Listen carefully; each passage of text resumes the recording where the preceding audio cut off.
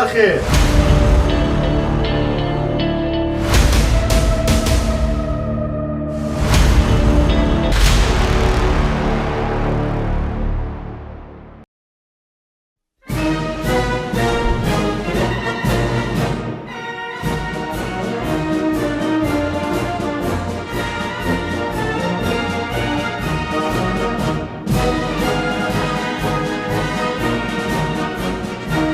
қувваҳои мусаллаҳ дар ҳама давру замон барои ҳар як кишвар яке аз рамзҳои соҳиби истиқлолӣ ва кафили бехатариву таъминкунандаи ҳаёти осоиштаи мардум ба ҳисоб мераванд.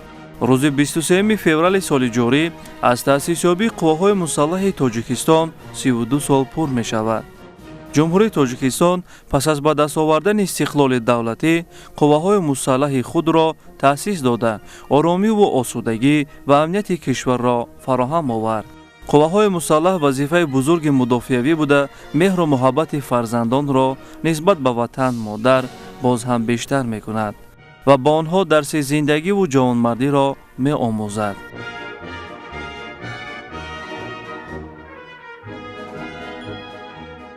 18 декабри соли 1992 фармоишнома имзо кардам дар бораи таъсиси артиши миллии ҷумҳурии Тоҷикистон. ноябр сессияи 16 шӯрои олӣ буд. декабр мо ба имзо расондем. дар ҷои хушку холӣ ҳатто як камони чӯбӣ ба мо мерос намонда буд.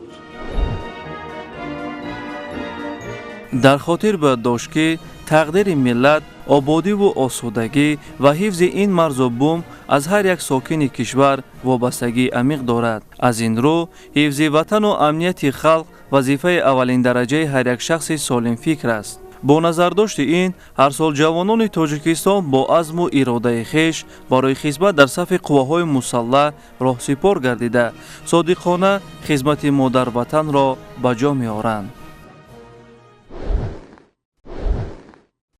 донишкадаи ҳарбии вазорати мудофиаи ҷумҳурии тоҷикистон яке аз муассисаҳои таҳсилоти олии касбии мамлакат ба шумор меравад. пас аз ба даст овардани истиқлоли давлатӣ барои таъмин намудани қувваҳои мусаллаҳи кишвар бо афсарони касбӣ зарурат пеш омад. аз ин рӯ донишкада бо фармони президенти ҷумҳурии тоҷикистон аз 29 сентябри соли 1992 дар пойгоҳи техникуми геологӣ коллеҷи олии ҳарбии фармондеҳии муҳандисӣ дар шаҳри Душанбе таъсис дода шуд. сарпарасти донишкада вазорати мудофиаи ҷумҳурии тоҷикистон мебошад. мақоми донишкада мактаби олии касбӣ буда дорои иҷозатномаҳои давлатии вазорати маориф ва илми ҷумҳурии тоҷикистон оид ба ҳуқуқи пешбурди фаъолияти таълимӣ дар соҳаи таҳсилоти олии касбӣ ва шаҳодатнома дар бораи аккредитатсияи давлатӣ мебошад. донишкадаи ҳарбии вазорати мудофиа ягона муассисаи олии ҳарбӣ мебошад ки барои қувваҳои мусаллаҳи мамлакат афсарони касбиро омода менамояд. таҳсил дар ин муассисаи олии ҳарбӣ ройгон ба роҳ монда шуда 4 сол давом мекунад. хатмкардагони донишкадаи ҳарбӣ имрӯзҳо дар вазифаҳои роҳбарикунандаи ҷузъу таомҳои қувваҳои мусаллаҳ ва дигар сохторҳои қудратии кишвар адои вазифа намуда саҳми хешро дар ҳифзи марзубум ва суботи сиёсии мамлакат гузошта истодаанд. ҳоло донишкадаи ҳарбӣ дорои биноҳои махсуси таълимӣ, хобгоҳ, майдончаи варзишӣ, дармонгоҳи тиббӣ, ошхона, маҷлисгоҳ, китобхона, осорхонаи шарафи ҷангӣ, парки автомобилӣ, китобхонаи электронӣ, синфхонаҳои компютерии замонавӣ буда аз онҳо курсантон ва сарбозон бо самар истифода мебаранд. хизмат ба ватан қарзи шаҳрвандии ҳар як ҷавонмарди кишвар мебошад. маҳз имрӯз ҷавонмардону сарбозони шуҷои ватан дар сарҳад тоҷикистони азизи меҳрубонро посбонӣ мекунанд. яъне хизмат ин як мактаби мардонагист. мактабе аст ки дар ин ҷо ба ғайр аз он машғулиятҳои варзишӣ низ ба омӯзиши дигар фанҳои тахассусӣ ва ғайритахассусӣ машғул мешаванд. ва имрӯз аҳли гурӯҳи эҷодии телевизиони илм ва табиат тасмим гирифтем ки як рӯзи курсанти донишкадаи ҳарбии вазорати мудофиаи ҷумҳурии тоҷикистонро манзури шумо гардонем. ва айни ҳол мо қарор дорем дар донишкадаи мазкур ва дар барнома аз рафти фаъолият ва омӯзиши ҳамарӯзаи онҳо барои шумо маълумоти бештар медиҳем ва ба ҳар яки мо шумо маълум аст ки мо дар арафаи ҷашни 32-мин солгарди қувваҳои мусаллаҳи ҷумҳурии Тоҷикистон қарор дорем. маз анҳамин сарбозон, анҳамин ҷавонони ба нангу ба ори кишвар ҳастанд ки имрӯз Тоҷикистони азизи мо амну осоишта аст. маз анҳамин дастгириҳои пешвои муаззами миллат муҳтарам Эмомалӣ Раҳмон аст ки имрӯз сарбозони шуҷои далери ватан бо як дили гарм ва бо як қувваву иродаи мустаҳкам ватани азизи моро, Тоҷикистони азизро посбонӣ мекунанд. пас ба хотири боз ҳам маълумоти бештар аз рафти фаъолият ва омӯзиши донишкадаи ҳарбии Вазорати Мудофиаи Ҷумҳурии Тоҷикистон мехоҳед бохабар бошед, барномаи моро пайгирӣ намоед.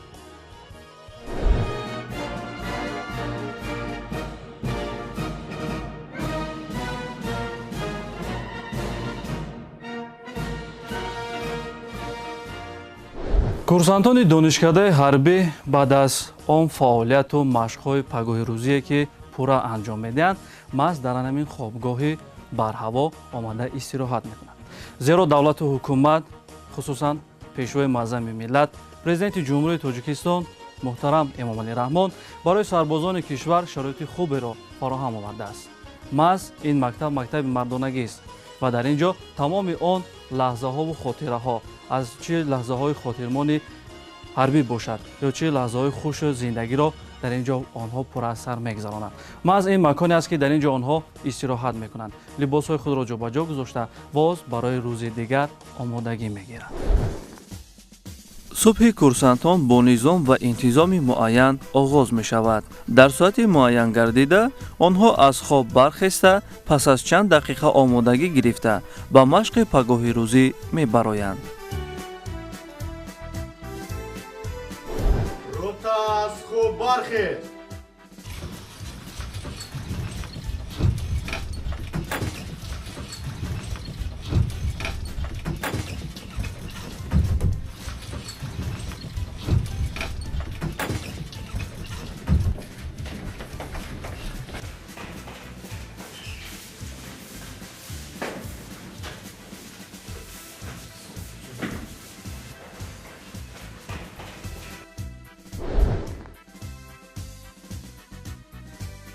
намоиши тамрини пагоҳи рӯзӣ, давидан, машқҳои ҷисмонӣ, тамринҳои ҳарбӣ мебошанд. тамрини пагоҳи рӯзӣ яке аз нақшаҳои муҳими рӯз аст. зеро чунин тамринҳо ба онҳо кӯмак мекунад ки ҳамеша дар ҳолати хуби ҷисмонӣ буда рӯҳияи ҳарбиро нигоҳ доранд. аз соли 2024 инҷониб дар донишкадаи ҳарбӣ бо ибтикори роҳбарияти Вазорати Мудофиаи Ҷумҳурии Тоҷикистон ва роҳбарияти донишкадаи ҳарбӣ тартиби нави қабули курсантонро, довталабонро ба донишкадаи ҳарбӣ роҳандозӣ намуд ки бисёр натиҷаи мусбит дод. агарчи солҳои қаблӣ довталабон дар комиссариятҳои ҳарбӣ ҷои истиқомат ҳуҷҷатгузорӣ ва ба расмият дароварда мешуданд ва баъд аз ҷанбасти натиҷаи қабул комиссариятҳои ҳарбӣ ба донишкадаи ҳарбии Вазорати Мудофиа ҳуҷҷатҳои пешниҳодшударо пешниҳод менамуд, ин як миқдор душворӣ ва расмияти зиёдатиро дар пай дошт. дар давраи қабули соли 2024-2025 қабули ҳуҷҷатҳо бевосита дар донишкадаи ҳарбӣ роҳандозӣ гардид. тартиби номбаршуда натиҷааш он буд ки дар соли таҳсили 2024-2025 зиёда аз 180 довталаб ба донишкадаи ҳарбии Вазорати Мудофиаи Ҷумҳурии Тоҷикистон барои таҳсил ҳуҷҷат супориданд ва зиёда аз 65 нафар ба муассисаҳои таҳсилоти олии ҳарбии хориҷи кишвар сафарбар, ҷамъ беш аз 250 нафар довталаб ба донишкадаи ҳарбӣ барои гирифтани таҳсилоти олӣ муроҷиат карданд. варзиш яке аз ҷузъҳои муҳимтарини ҳаёти инсон ба шумор меравад. он на танҳо барои нигоҳ доштани саломатӣ ва қавӣ гардонидани бадан мусоидат мекунад, балки ба рушди рӯҳия ва хислатҳои шахсӣ низ таъсири мусбат мерасонад. ҳамин тавр пас аз як соати пур аз машқҳои ҷисмонӣ, курсантҳо барои реҷаҳои дигари рӯз омода мешаванд. ҳар як пагоҳи рӯзӣ дар донишкадаи ҳарбӣ на танҳо як одат, балки як сабки зиндагии низомӣ мебошад.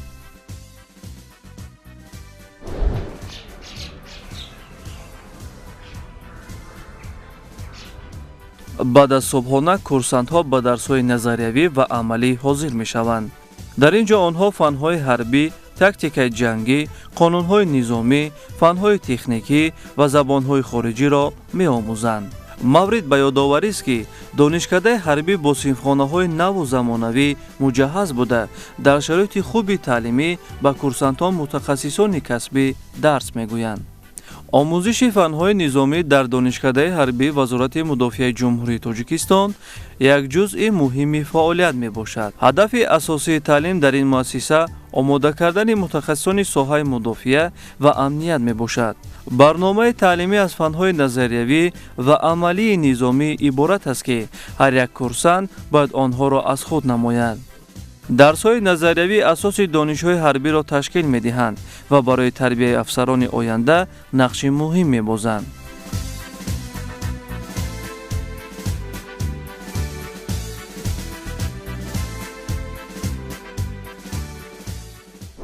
дар сохтори донишкадаи ҳарбӣ вазорати мудофиаи ҷумҳурии Тоҷикистон 3 факултет 17 кафедра мавҷуд мебошад ки аз рӯи 20 ихтисос мутахассисон омода карда мешаванд. омӯзиши курсантон раванди таълим тибқи реҷаи рӯз ба расмият дароварда шудааст. хеле ки дар суҳбат бо курсантон маълум гашт, баъд аз қабули хӯроки наҳорӣ курсантон аз оғоз аз соати 8:30 раванди таълим оғоз мегардад.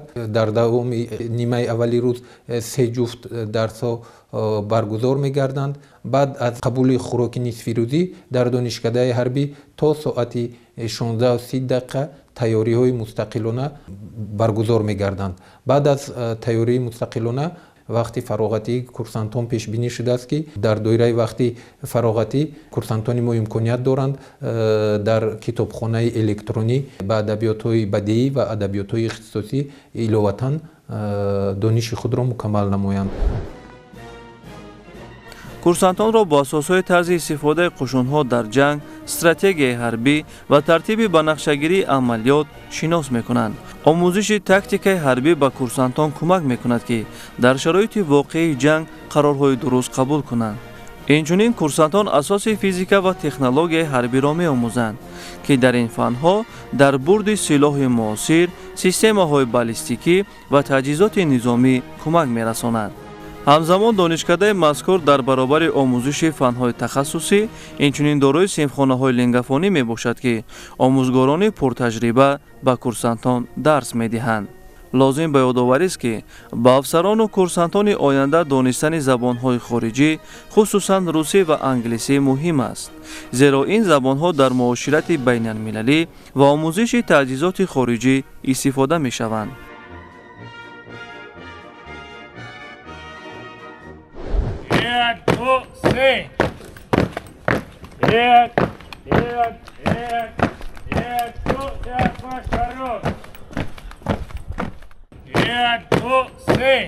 дар баробари фанҳои назариявӣ ва тактикӣ курсантон дар донишкадаи ҳарбӣ вазорати мудофиаи ҷумҳурии Тоҷикистон инчунин омӯзиши техникаҳои ҳарбӣ аз ҷумла чархболҳо ва дигар воситаҳои нақлиёти низомиро меомӯзанд. истифодаи техникаҳои ҳавоӣ барои баландбардоштани малакаҳои амалӣ ва омодагии низомӣ аҳамияти хоса дорад. омӯзиши техникаҳои низомӣ барои афсарони оянда имконият фароҳам меорад ки бо принсипи кории воситаҳои нақлиёти ҳарбӣ шинос шаванд ва малакаи идоракунии онҳоро такмил диҳанд.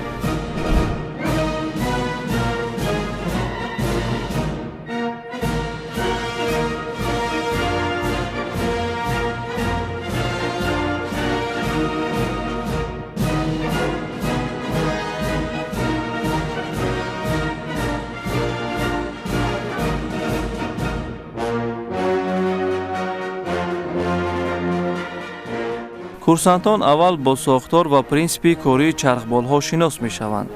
онҳо меомӯзанд ки чархболҳо чӣ гуна парвоз мекунанд, системаи муҳаррик ва идоракунӣ чӣ тавр кор мекунанд ва чӣ гуна онҳоро дар шароити гуногун истифода бурдан мумкин аст. лозим ба ёдоварист ки бо мақсади тайёр намудани мутахассисони соҳибкасб дар раванди омӯзиши техникаҳои ҳарбӣ дарсҳои кушод аз тарафи курсантон гузаронида мешавад ки онро яке аз ҳамсафҳои курсантон ба хотири такмил ёфтани дониши худ роҳбаладӣ менамоянд.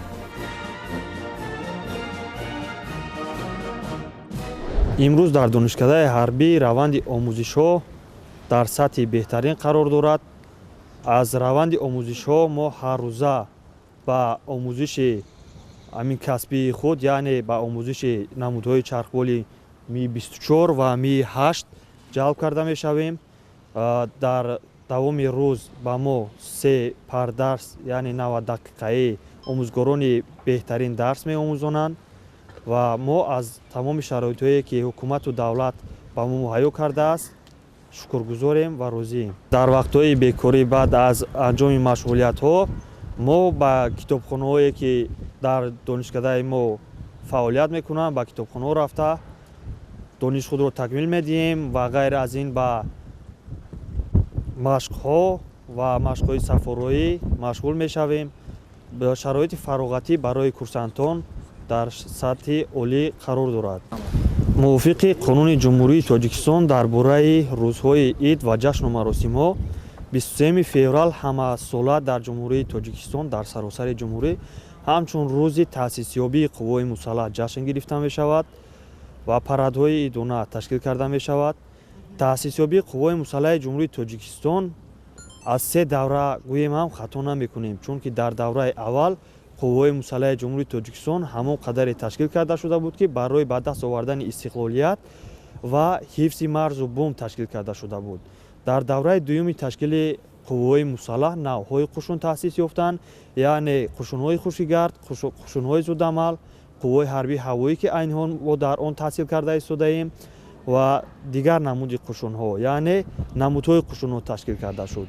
давраи сеюм баъд аз 27 июни соли 1997 баъд аз ба даст овардани ваҳдати миллӣ мо артиши комили худро ба даст овардем. қуввои мусаллаҳ яке аз дастовардҳои муҳим ва бузурги даврони истиқлолияти мо ба шумор меравад ва мо кӯшиш мекунем ки таҳсил намоем ва идомаи хизмати худро ба ватан содиқ кунем ва ҳамин хеле ки мо ин сол 32 солгарди қуввои мусаллаҳро ташкил ҷашн гирифта истодаем, кӯшиш мекунем ки садсолаҳо инро ҷашн гирем. дар васфи ватан модар ҳарчанд шеъру суханҳо гӯем кам аст, вале ман ҳаминро гуфтаниам ки тоҷикистон мекунам шукри каму бисёри ту, мекунам шукрона аз озарму аз озори ту, аз ту ман сарват намехоҳам, ватан ҳастӣ бас аст, бо хасу хорат баробар зиндагӣ кардан бас аст.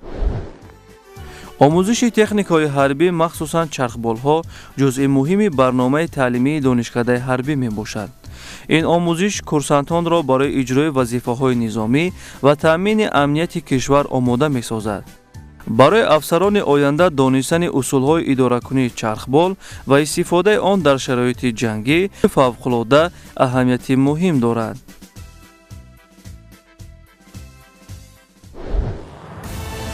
ҳамеша ҳушёр бошед, зиракии сиёсиро аз даст надиҳед, сатҳи касбият ва омодагии ҷангии худро мунтазам баланд бардоред.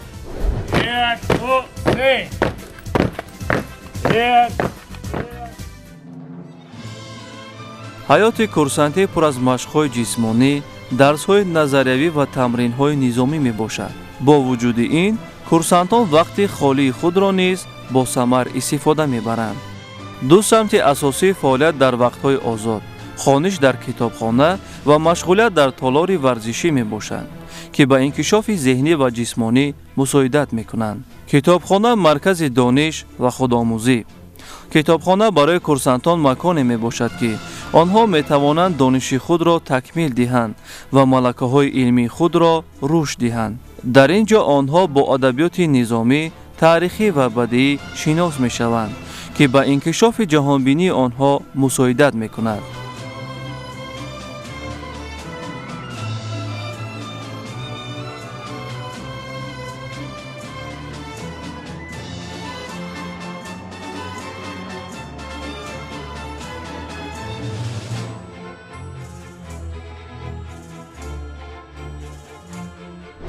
зиракии сиёсӣ, донишмандӣ, донистани асарҳо. маҳз ана ҳаминҳо дар донишкадаи ҳарбии вазорати мудофиаи ҷумҳурии Тоҷикистон ташкил шудааст. курсантони донишкадаи мазкур дар ивази он машқҳои ҳарбӣ низ метавонанд дар ин ҷо дар ин китобхона аз адабиётҳои бадеӣ ва адабиётҳои тахассусӣ маҳз аз ҳамин гуна дастурамалҳое ки барои онҳо пешниҳод шудааст метавонанд омӯзиш гиранд. маҳз дар ин ҷо омӯзгороне ҳастанд ки барои онҳо тарзи дурусти методҳое ки дар раванди таълим ба онҳо омӯхта мешавад ба онҳо дарс мегӯянд. китобхона хеле барҳавос ва дар ин ҷо миқдори зиёди китобҳо вуҷуд доранд. вақтҳои холигие ки ба онҳо муҳайё шудааст дар китобхона омада тӯли муддати кӯтоҳе аз асарҳо ва асарҳои гузаштагони мо якчанд саҳифагардон мекунад то ки барои донишу малакаи худро ва зиракии сиёсии худро боз ҳам боло бардоранд.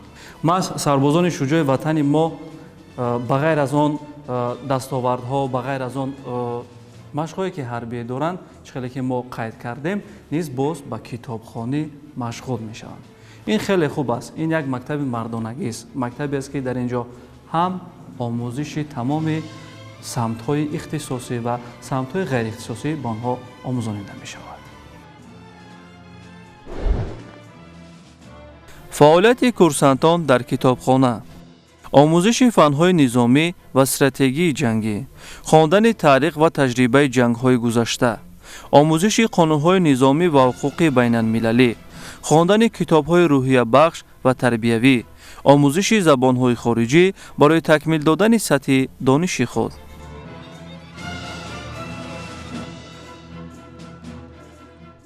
ман тӯли 2 сол аст ки дар донишкадаи ҳарбии вазорати мудофиаи ҷумҳурии Тоҷикистон таҳсил менамоям. мо ҳар саҳар ба машқҳои пагоҳирӯзӣ машғул шуда, баъдан ба хӯроки пагоҳирӯзӣ мерӯем. баъд аз анҷоми хӯрок мо ба дарсхонӣ машғул мешавем. дар рафи дарсхонӣ ба мо устодони бо таҷрибае ки малакаи дарсиашон хеле ҳам баланд аст, аз фанҳои гуногун ба мо дарс медиҳанд. мо ҷавонон пеш аз ҳама миннатдории худро ба асосгузори сулҳуваҳдати миллӣ пешвои муаззами миллат муҳтарам Эмомалӣ Раҳмон мерасонем ки ба мо ҷавонон чунин шароити хубу замонавиро фароҳам овардааст.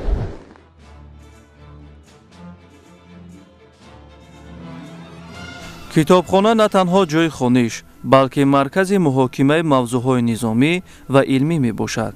курсантон метавонанд бо ҳамсабақон ва устодон муҳокима кунанд, фикрҳои худро баён намоянд ва донишҳои нав омӯзанд.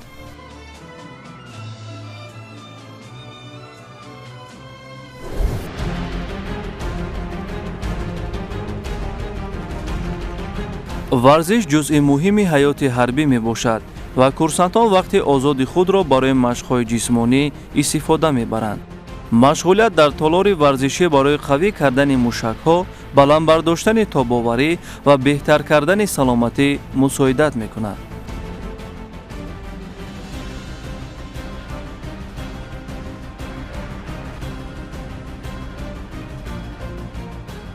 дар ҳама чорабиниҳои илмӣ, фарҳангӣ, варзишие ки дар ҷумҳурии Тоҷикистон дар зери ибтикори вазорати маориф ва илми ҷумҳурии Тоҷикистон баргузор мекарданд, курсантҳои мо даъват гашта иштироки фаъол меварзанд ва чӣ хеле ки аз ташриф ба толори варзишии донишкадаи ҳарбӣ муайян гардид, донишандӯзони мо дар чорабиниҳои номбурда барои гирифтани ҷойҳои намоён сазовор мегарданд.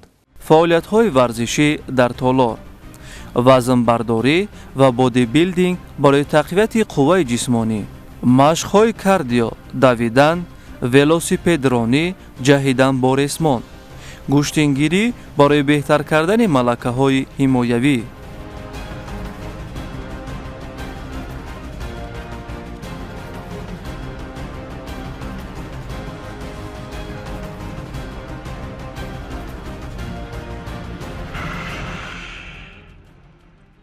ман дар 4 соли хонишам дар донишкадаи ҳарбӣ дар бисёр мусобиқаҳои ҷумҳуриявӣ иштирок намудам. соли гузашта дар мусобиқаи дастхобонӣ ки берун аз кишвар дар ҷумҳурии Узбекистон гузашта буд, иштирок намуда ҷои дуюмро ишғол намудам, сазовори медали нуқра гаштам. ва инчунин дар мусобиқаҳои байни қисмҳои ҳарбии шаҳри Душанбе иштирок намудам, ҷои аввалро ишғол намудам, сазовори медали тилло гардидам. варзиш на танҳо кафили саломатист, балки рӯҳияи курсантонро низ қавӣ месозад.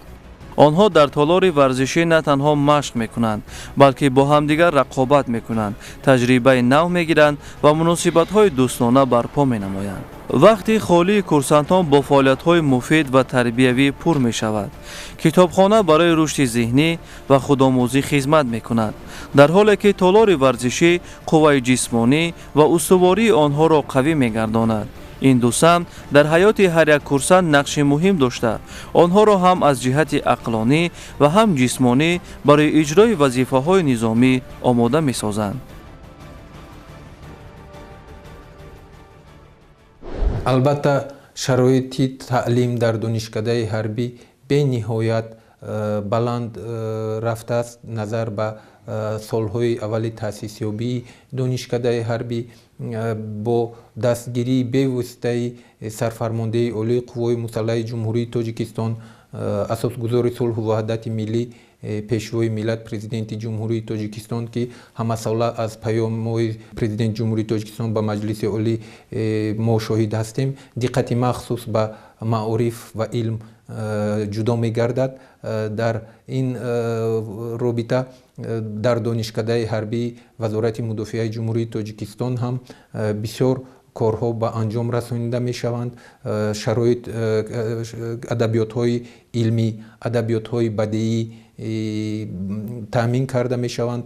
این در نوبت خود به بلند شدن صفت تعلیم تأثیر مثبت می رساند. غیر از این با ابتکار رهبریت وزارت مدافعه جمهوری تاجیکستان ختم کنندگان اعلی و با دیپلم های سرخ ختم کرده دانشکده حربی وزارت مدافعه جمهوری تاجیکستان و دیگر مؤسسات تحصیلات عالی حربی خارجی کشور با دانشکده حربی با کار جلب کرده می شوند که در یک مدت کوتاه همچون آموزگاری خوب و سطح بلند به کورسانتان ما تعلیم می گویند. مخصوصا همین را قید کردنی هستم که در دایره همکاری های حربی بین المللی وزارت مدافعه جمهوری تاجیکستان با دیگر وزارت مدافعه دیگر دولت های خارجی دور و نزدیک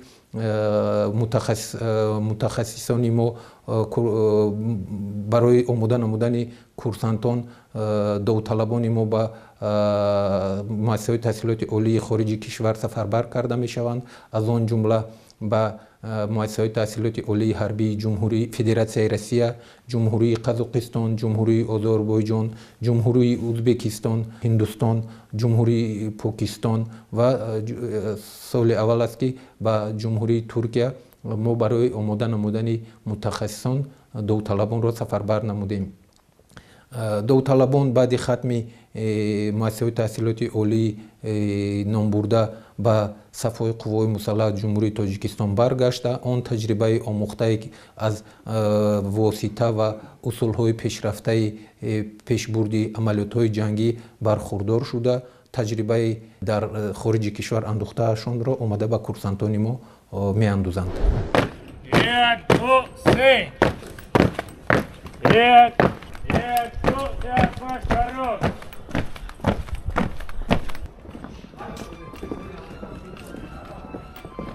در برابر مشق‌های جسمانی، آموزش فن‌های نظامی و خودآموزی در کتابخانه، حیات کورسانتان با چاره‌بینی‌های فرهنگی و تفریحی نیز غنی می‌گردد. این گونه فعالیت‌ها برای بلند برداشتن روحیه حربی، تشکل حس وطن‌دوستی و دریافت صاحب استعدادها مساعدت می‌کنند. برنامه فرهنگی کورسانتان در دانشکده حربی به حفظ عنعنه‌های ملی و بالا بردن روحیه نظامی روانه شده است.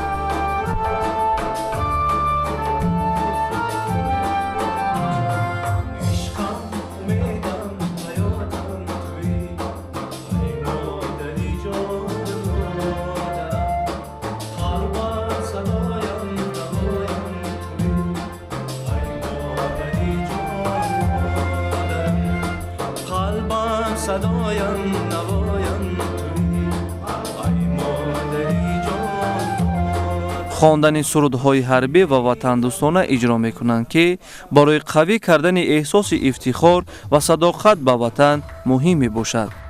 дар ҷашнҳо ва шабҳои фарҳангии курсантон бо иҷрои рақсу бозиҳои миллӣ, шабҳои шеърхонӣ ва эҷодкорӣ, курсантоне ки ба адабиёт ва шеъру шоирӣ майл доранд, эҷодиёти худро пешкаш мекунанд.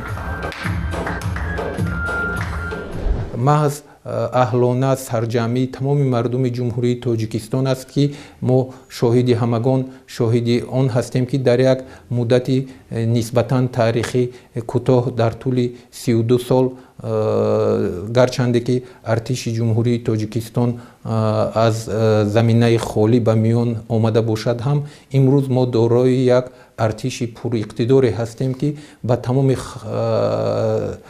خطرهای زمان معاصر میتواند واکنش نماید. ارتش ملی که ما امروز آن را داراییم سهمی به واسطه تلاش های شبانه روزی به واسطه پیشوای ملت اساسگذار صلح و وحدت ملی سرفرمانده عالی قوای مسلح جمهوری تاجیکستان گنرال ارتش محترم امام علی رحمان هستند. در اطراف شخصیت این شخص اهلانه جمع آمده جمعیت جمهوری تاجیکستان را باز به سطح بلندتر و باز رشد و نموی اقتصادی جمهوری تاجیکستان را باز بیشتر و خوبتر نماییم.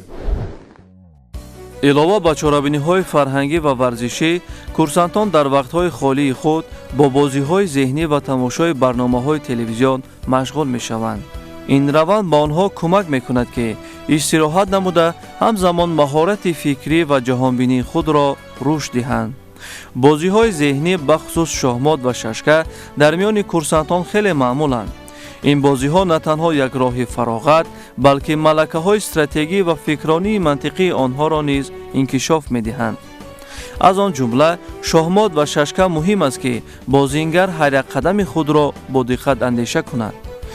мусобиқаҳои шоҳмот ва шашка байни курсантон баргузор мешаванд ки онҳоро ба ғолибият ва муваффақият ҳавасманд месозад. дар баробари ин курсантон ки дар шоҳмот ва шашка маҳорат доранд метавонанд дар мусобиқаҳои дохили донишкадавӣ ва ҷумҳуриявӣ иштирок намоянд. бузургии миллати тоҷик дар ваҳдат аст, дар сарҷамии миллат аст ки қудрат ва тавоноии ин аз яроқи ҳастаӣ бештар аст.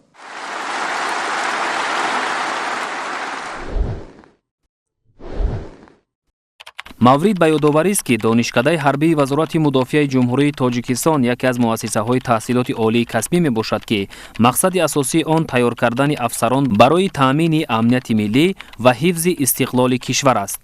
дар ин донишкада курсантон на танҳо бо фанҳои назариявӣ ва техникӣ, балки бо малакаҳои амалӣ ва тактикии низомӣ шинос мешаванд. дар умум донишкадаи ҳарбии вазорати мудофиаи ҷумҳурии тоҷикистон барои таълими афсарон ки ҳоло дар замони муосир бояд ҳам аз ҷиҳати зеҳнӣ ва ҳам аз ҷиҳати ҷисмонӣ омода бошанд, муҳити комил ва ҳамаҷониба фароҳам овардааст. омодагии курсантон дар ин муассисаи таълимӣ на танҳо барои иҷрои вазифаҳои низомӣ, балки барои роҳбарӣ бо масъулият дар оянда аҳамияти асосӣ дорад.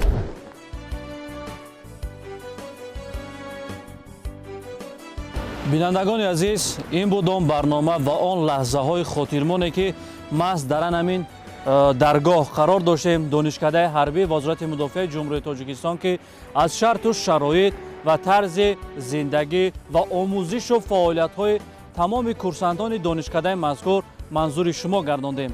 маҳз ҳамин артиши пурқудрати кишвар аст ки имрӯз давлату миллати тоҷик дар яке аз давлатҳои амнтарин дар рӯи ҷаҳон шинохта шудааст. пас моро мебояд ҷавонон ки ҳамеша барои ин давлат, ин миллат хизмати шоиста намоем ва маҳз ҷавонон мо ояндаи давлату миллат ҳастем. махсусан пешвои муаззами миллат президенти ҷумҳурии тоҷикистон ҳамеша дар паёмҳои худ ба маҷлиси олӣ қайд мекунанд ки ҷавонон як нерӯи созанда ва нерӯи бунёдкоранд ки маҳз мо такя мекунем ба ҳамин ҷавонон. пас моро мебояд ки ҷавонон имрӯз барои ояндаи худ, барои миллати худ, барои ватани худ содиқона хизмат намоем. мо аҳли гурӯҳи эҷодии телевизиони илм ва табиат ҳамеша барои шумо омода ҳастем ки беҳтарин барномаҳои телевизиониро манзури шумо гардонем. мо бо шумо хайрхуш намекунем, зеро барномаҳои дигари телевизиони илм ва табиат идома дорад.